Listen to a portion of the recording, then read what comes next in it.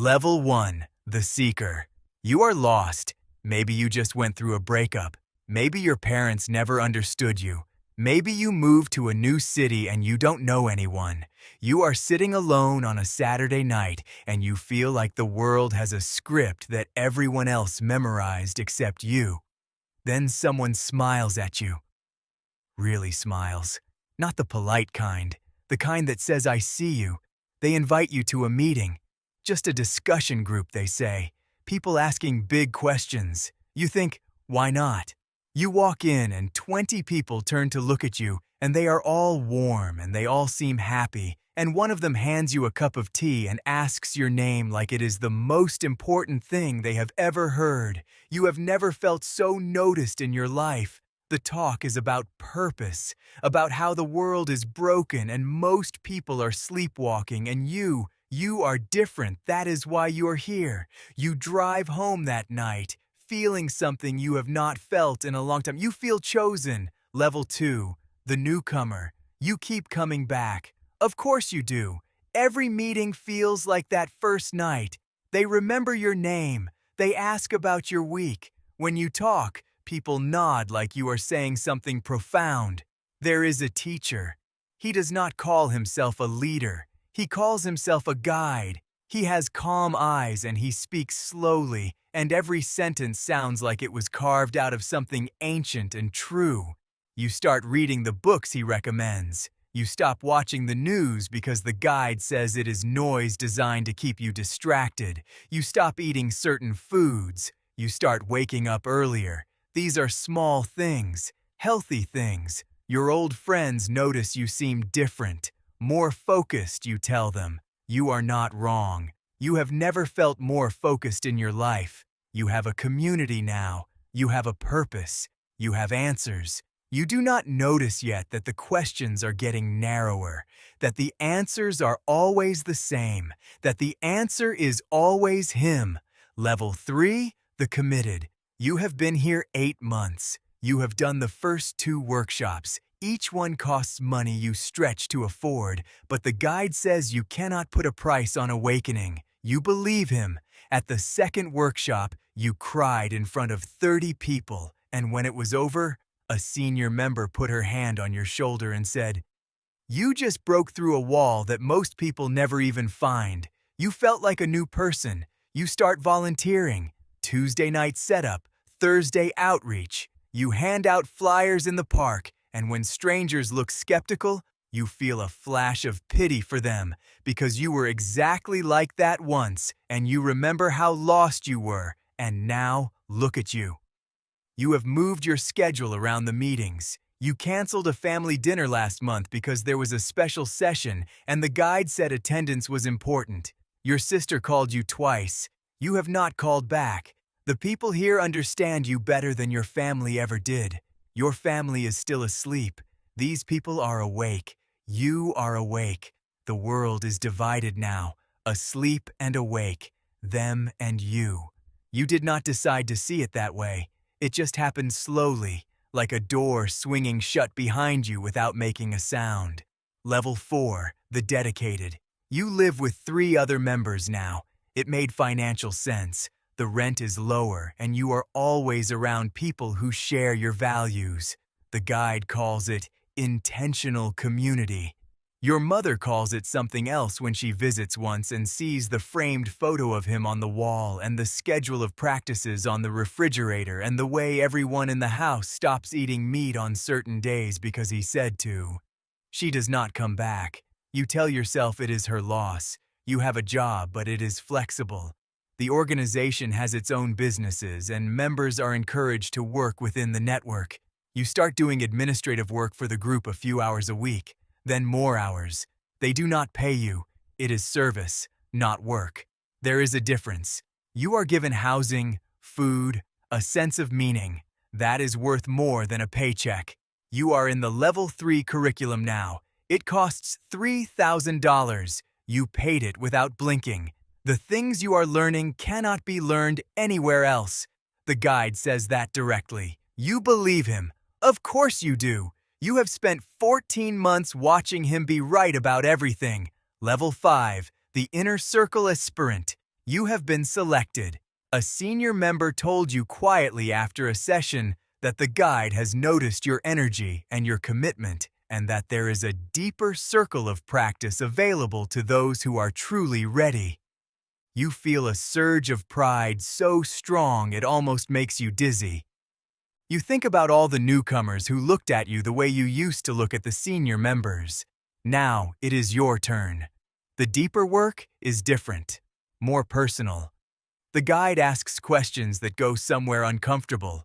He asks about your parents, your fears, your secrets. You answer honestly because that is what the work requires, and because everyone in the room is doing the same, and because vulnerability is the price of transformation. You do not realize the answers are being filed away. You do not think of it that way. You think of it as healing. You are the first to arrive and the last to leave. You correct newcomers who misquote the teachings. You feel protective of the guide's words. When a member leaves the group, you feel a complicated anger. You call it grief. It is not grief. It is a warning you do not know how to hear yet.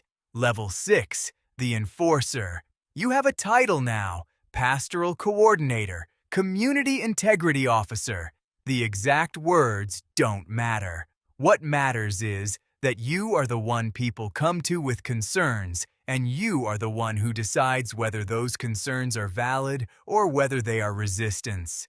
Resistance is what the guide calls the voice inside you that questions. He says it is the ego protecting itself from growth. When a newer member says something feels off about the last workshop, you sit down with them and you listen, and then you gently, carefully, help them see that what they are feeling is not a warning. It is a breakthrough trying to happen. You are good at this. You have had the same conversation with yourself many times. The guide calls you one of the pillars. You have never been called a pillar before. You have never been essential before. There is a woman who has been questioning too loudly. She has been talking to other members privately. You mention it to a senior leader. You tell yourself you are looking out for the community. You are not wrong exactly, but you are not fully right either. Something small and quiet in you knows the difference. You push it down. The guide says that voice is the old self trying to drag you back. You have worked too hard to go back. Level 7, the Lieutenant. You are in the room when decisions are made. Not all decisions. The guide makes the final call on everything, but you are close enough to see how it works. You know which donors give the most. You know which members are being groomed for deeper roles. You know that 2 people who asked too many questions last year were quietly encouraged to leave, and that the official story given to the community was that they chose to step back for personal reasons. You helped craft that story. You told yourself it was compassionate, protecting the community from confusion. You travel with the guide sometimes. You have seen him tired and irritable in ways the congregation never sees. You have seen him make decisions that are not about awakening. They are about control, about money, about keeping certain people close and certain people at a distance depending on what they can offer. You know this. You carry it, but you also know what leaving would mean. You have been here 6 years. Your entire life is inside these walls. Your friends are here. Your income is here. Your identity is here. The cost of clarity is too high, so you choose not to be fully clear. You tell yourself you are doing good work. Some of it is even true. Level 8, the Confidant. You know where the bodies are buried. Not literally, but close enough. You have helped move money through accounts that exist to make other accounts invisible. You have intercepted letters from former members who were trying to warn current ones.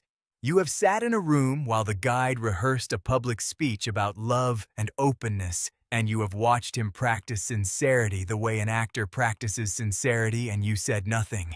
You are in too deep.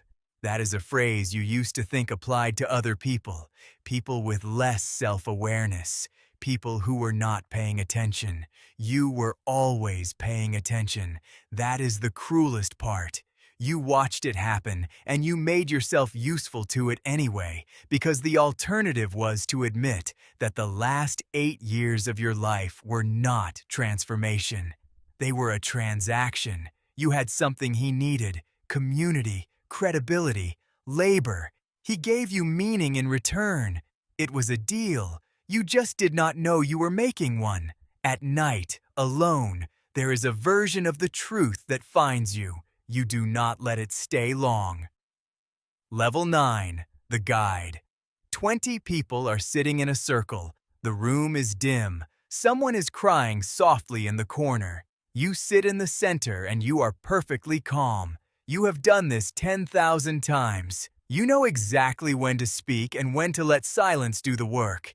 You know that the person crying needs to feel witnessed right now, and that in 3 minutes you will say something that reframes their pain as a gift, and they will feel a relief so intense it will bond them to you for another year. You know this because you have mapped the architecture of human longing with the precision of an engineer. You know where the load-bearing walls are. You know which questions open people and which ones close them. You know that belonging is the most powerful force in human psychology, and you have built a machine that manufactures it on demand. You are not a monster. That is what makes it complicated. You started with something real. You were broken once too. You did find something that helped. But somewhere between the discovery and the empire, the thing that was real got hollowed out and replaced with a system for extracting loyalty. You cannot say exactly when it happened. Maybe there was no single moment. Maybe it was the same slow door swinging shut that it was for all of them, just swinging a different direction. The person crying is looking at you now. You hold their gaze. You let the silence stretch exactly 2 seconds longer than comfortable. Then you speak. Your voice is warm. Your words are precise. The room leans in. You are very good at this. You are not sure anymore whether that is something to be proud of. But the room is full. The next workshop is already sold out, and somewhere in the back, there is a new face, lost, searching, leaning forward in their chair. You noticed them the moment they walked in. You gave them your best smile, the real-looking one, and you watched them light up from the inside, just like all the others did. Just like you did once, a long time ago, in a room just like this one.